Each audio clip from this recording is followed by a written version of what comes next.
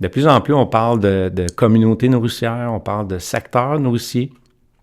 Laval a le potentiel de devenir nourricier, de se dire, avec le remembrement des terres, redonner aux organisations communautaires qui peuvent cultiver des repas, intégrer ou distribuer ces légumes-là dans les organisations pour la communauté les plus démunis.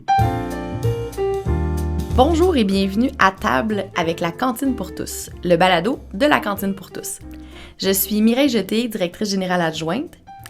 Dans chaque épisode, je pars à la rencontre d'organismes de notre collectif ou des partenaires qui contribuent à nourrir nos communautés avec cœur et créativité. Aujourd'hui, j'ai le plaisir de recevoir André Gariepi, directeur général du Centre d'entraide du Marigot situé à Laval. Bon matin, André. Bon matin. Parle-moi un peu du Centre d'entraide Marigot. C'est quoi votre mission, votre rôle? Puis qu'est-ce que ça joue dans l'économie sociale? Qu'est-ce que l'économie sociale joue dans votre rôle, dans vos activités? Mm-hmm. Bien, le Centre d'entraide du Marigot existe depuis bientôt 40 ans cette année. Nous sommes une popote roulante. On fait du maintien à domicile pour des aînés vulnérables principalement. Popote roulante, mais aussi visite d'amitié, appel de sécurité, de l'accompagnement pour les aînés pour se rendre à leurs rendez-vous médicaux. C'est notre mission première. Greffé à ça, ben, il y a de l'économie sociale, évidemment, si on veut survivre. Puis l'économie sociale, ben, s'inscrit autant dans notre café de quartier où on vend des mets congelés pour les familles, où les gens viennent prendre un café aussi. On a un service traiteur professionnel, corporatif. Puis on a, depuis 3 ans à peu près, ben, la Cantine pour tous qui s'inscrit dans ces ventes de repas-là. Donc, l'économie sociale est hyper importante parce que ça nous génère des profits pour notre mission. Mon rêve, c'est d'avoir du homard à servir à mes aînés une fois par année. Ben, on n'est pas encore rendu là. Un jour viendra. Un jour viendra. Je pense que c'est important qu'on souligne que en fait, ton organisme est action communautaire autonome, puis en fait, ça change un peu la réalité un peu de vos actions quotidiennes, donc c'est aussi un défi en soi. Bien, c'est un défi parce que notre mission première, c'est pour notre communauté. Puis c'est pour ça que les écoles que nous avons avec la cantine est dans notre secteur de la Vallée-Rapide, Pont-Vieux. Oui, on peut s'étendre, mais mon souhait premier, c'était les écoles vulnérables de notre secteur parce que en tant qu'action communautaire autonome, on se doit de travailler pour notre communauté. Moi, je travaille pour le maintien à domicile pour les aînés, mais on est en train d'élargir ça pour familles et élèves et étudiants maintenant. Je pense que c'est important de souligner que le Marigot participe à nos 2 programmes, donc celui de la cantine dans les écoles, mais aussi de la cantine à domicile. C'est une offre qui est complète, en fait, par rapport à notre collectif à nous.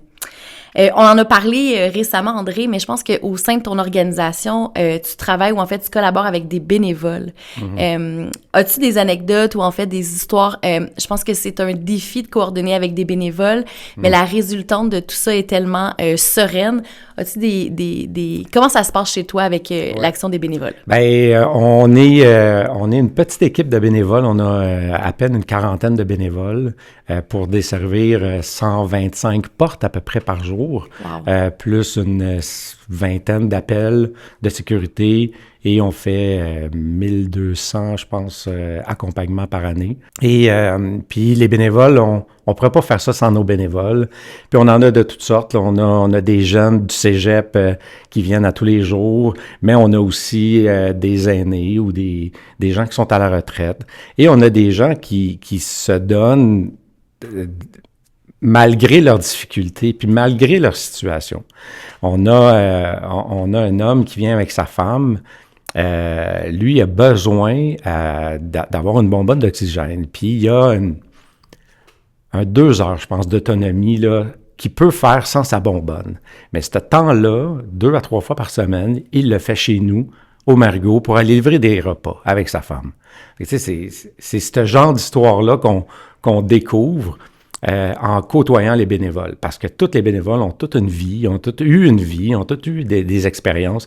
C'est tellement enrichissant là, de les côtoyer puis de jaser avec eux autres. Là. Je pense que l'action bénévole en soi, c'est exceptionnel, mais quand tu en parles comme ça, probablement que dans le suivi thérapeutique de cet humain-là, c'est hyper le fun de sortir, de voir les gens. Fait que je trouve ça vraiment impressionnant. C'est primordial. Pour lui, s'il fait pas ça, Sa femme est hyper impliquée, là, elle vient tous les jours chez nous presque, mais lui a vraiment, il peut sortir, fait que quand il sort, c'est vraiment bon pour lui.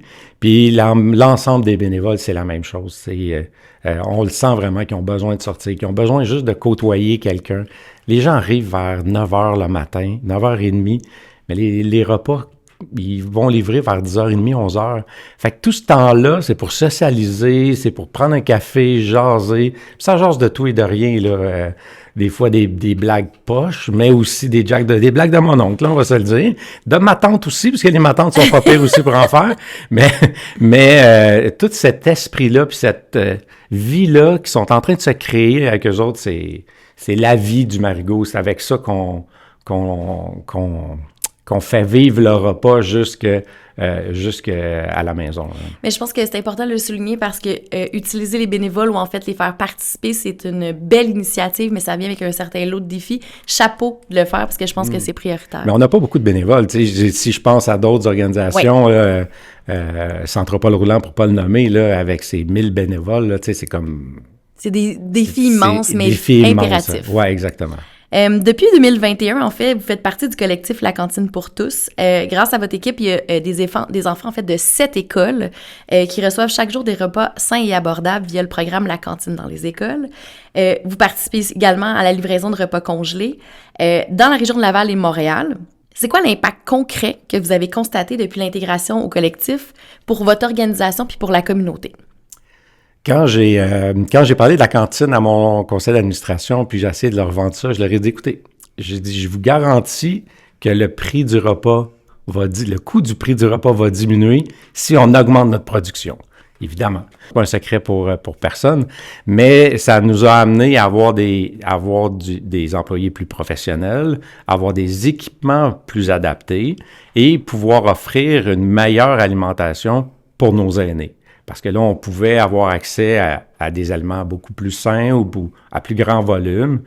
Puis, on est allé jusqu'à se dire, pourquoi pas cultiver nos propres produits. Fait que là, on est là-dedans où est-ce que cette année, on récolte entre 8 et 9 tonnes, de légumes qu'on a cultivés nous-mêmes, qui sont intégrés entièrement dans nos repas, autant pour les enfants que pour les aînés. Mais ça n'aurait pas été possible si on n'avait pas eu à augmenter notre production avec la cantine. Donc, pour avoir visité, je pense, cet été, je trouve ça vraiment hyper intéressant parce que, en fait, ton organisme utilise des bouts de terrain urbains à proximité de ton centre pour cultiver pour les programmes. Je pense que c'est un filon vraiment exceptionnel. Ça fait aussi travailler des gens et on parle de fraîcheur et d'aliments locaux. On coche toutes les cases. Je vais ajouter également que ces terrains-là appartiennent à la ville. Exceptionnel. Et qui sont pas utilisés. Donc, mon argument premier était, tant qu'à pas savoir quoi faire avec, je peux-tu mettre des carottes, des patates? Si je te pose la question, c'est quoi le plus grand rêve que vous aimeriez voir comblé grâce à l'association avec la Cantine pour tous dans les prochaines années? C'est une question c'est beau un rêve, hein? Puis je me permets souvent de rêver pour l'organisation. Puis pourquoi pas nourrir Laval? Pourquoi pas que Laval devienne... On a l'ambition de le faire, puis on est capable de le faire, je pense, que Laval devienne une ville nourricière. De plus en plus, on parle de communauté nourricière, on parle de secteur nourricier. Laval a le potentiel de devenir nourricier, de se dire, avec le remembrement des terres, redonner aux organisations communautaires qui peuvent cultiver des repas, intégrer ou distribuer ces légumes-là dans les organisations pour la communauté, les plus démunis. Moi, ça, je pense que c'est un rêve qui est faisable à très court terme. On va voir avec les prochaines élections ce que ça va donner, mais je pense que ça peut être intéressant de se dire, organisation communautaire ensemble, mettons-nous ensemble, puis nourrissons l'entièreté des plus vulnérables du territoire.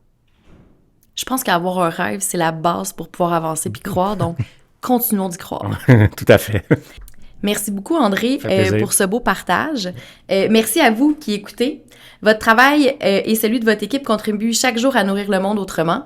Pour en savoir plus sur nos programmes La Cantine à domicile ou La Cantine dans les écoles, ou pour soutenir la mission, suivez-nous sur lacantinepourtous.org ou nos réseaux sociaux. À bientôt pour le prochain épisode à table avec la cantine pour tous.